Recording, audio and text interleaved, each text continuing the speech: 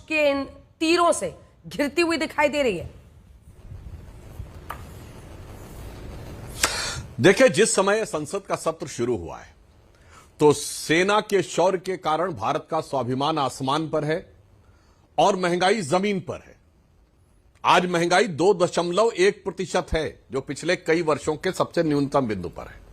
अंतरिक्ष में भारत का तिरंगा है और मानसून बहुत चंगा है, मगर इसके बावजूद भी बहाने नए हैं, मगर विपक्ष का आचरण वही पुराना हंगामा वाला है जो हर संसद सत्र में किसी न किसी मुद्दे के ऊपर रहता है।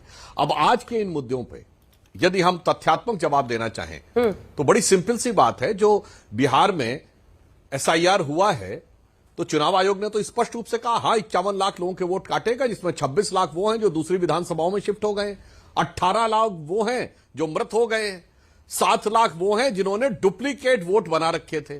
तो मैं पूछना चाहता हूं, ये मरहूम लोगों की रूहों के आधार के ऊपर ये कौन सी वोटिंग करवाना चाहते थे? क्या आसमान से जिन्नात आकर वोट करते क्या, जो 18 लाख लोग जा चुके हैं?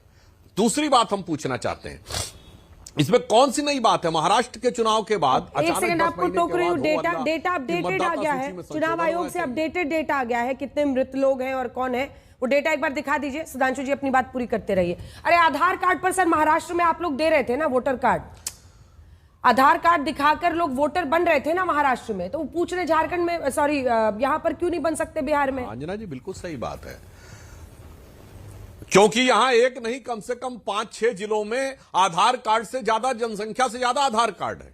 अकेले किशनगंज जिले में पिछले 5 महीनों में 6 लाख लोगों ने रेजिडेंसी सर्टिफिकेट के लिए अप्लाई किया है। 6 लाख लोगों ने।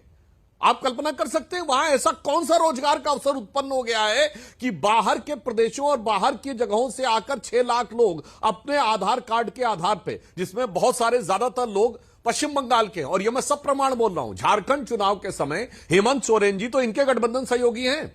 उनका ऑन रिकॉर्ड दिया गया बयान है, जो वीडियो अवेलेबल है, उनकी बाइट अवेलेबल है। जब उनसे पूछा गया कि झारखंड के आदिवासी बाहुल्य क्षेत्रों में आदिवासियों की संख्या कम होती चली जा रही है तो ऐसा क्यों हो रहा, तो उन्होंने कहा तो बंगाल से लोग आ रहे हैं इसलिए हो रहा है।